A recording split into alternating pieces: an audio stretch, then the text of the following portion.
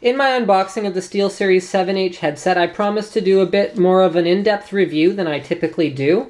And so I wanted to just give you my impressions of this headset now that I've had some chance to game on them, listen to music on them, watch a movie on them. And I gotta say, first of all, I'm gonna ruin the surprise a little bit. I am very, very impressed. So we're gonna take a bit more of an in-depth look at them. They are extremely comfortable, even out of the box. Now, my de facto gaming setup is actually a pair of Sennheiser HD555 headphones. You can see these are pretty beat up. These have been around the block. I've been using these for a good couple years. So they're extremely loose, extremely flexible, extremely comfortable, well broken in headphones.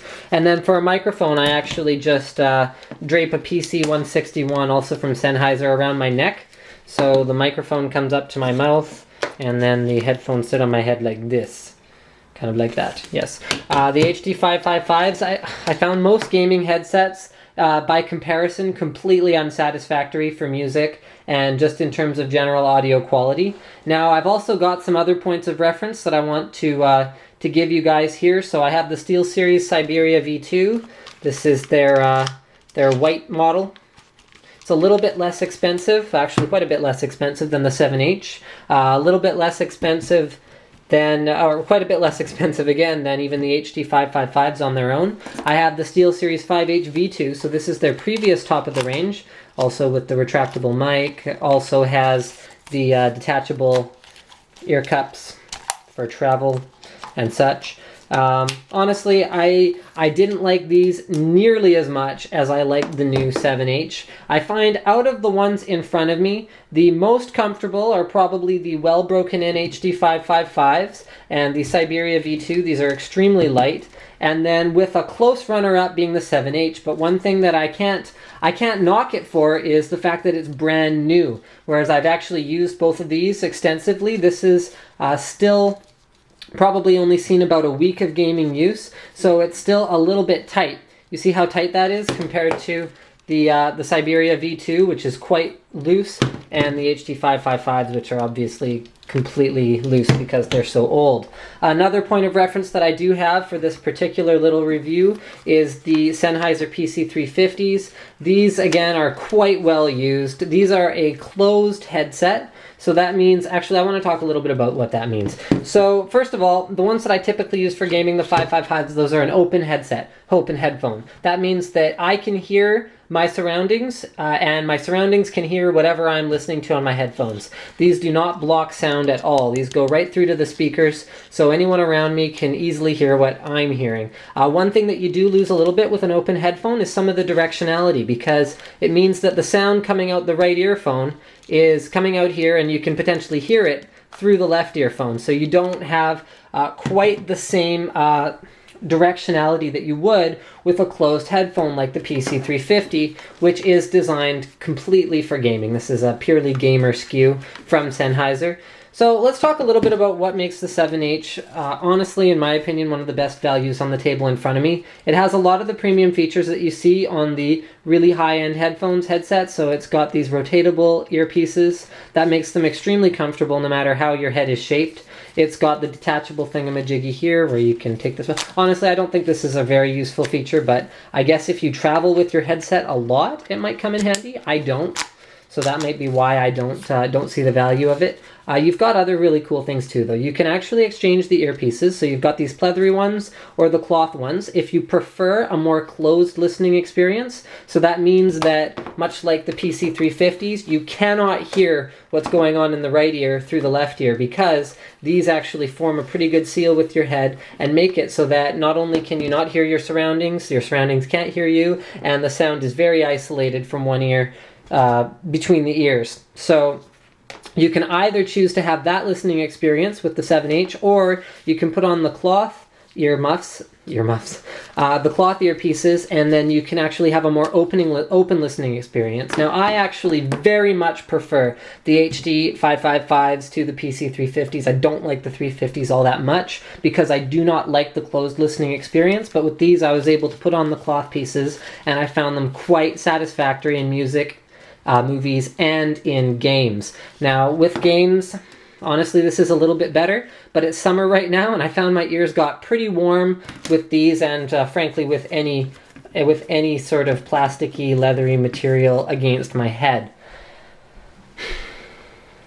Now, I don't know where else to go with this, because honestly, it's all subjective. Like, you can talk about, it has a retractable mic, it has a detachable cable here. Actually, that's one thing that was a big problem for me. My PC350s recently died because my cats ate them.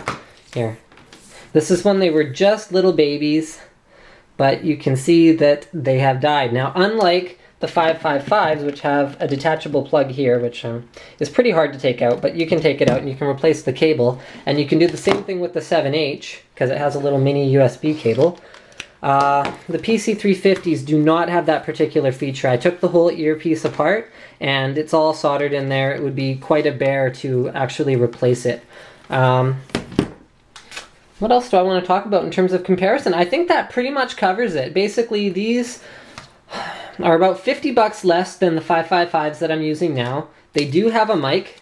The sound quality is what I would consider comparable to a decent quality music headphone in terms of music, and honestly I very much preferred it to the PC350s once I was able to replace the earpieces.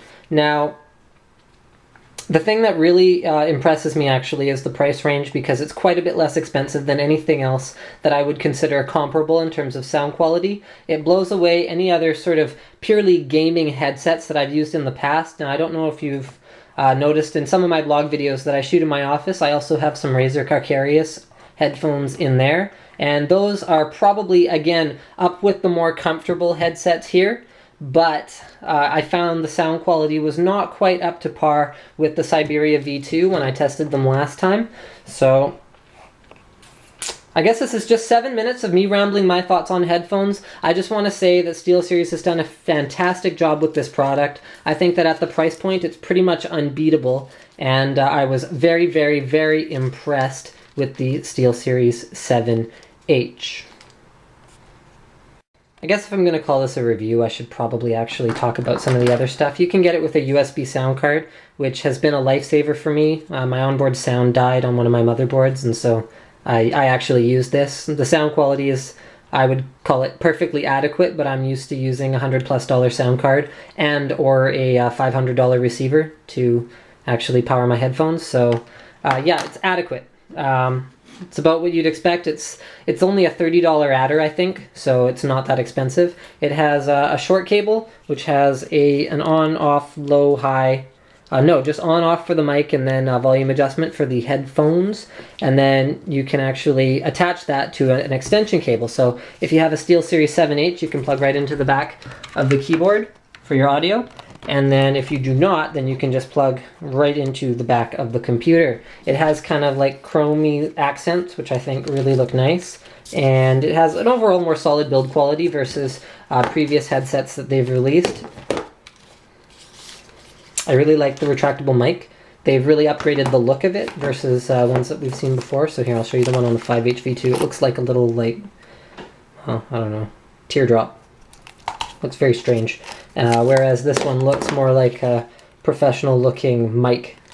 And that's actually kind of similar to the one that they have on the Siberia V2, which is also a much newer headset than the 5H V2. And I really do prefer it to the mic that sits next to your head, which makes you look kind of ridiculous if you're not actually using it and you're not actually playing a game.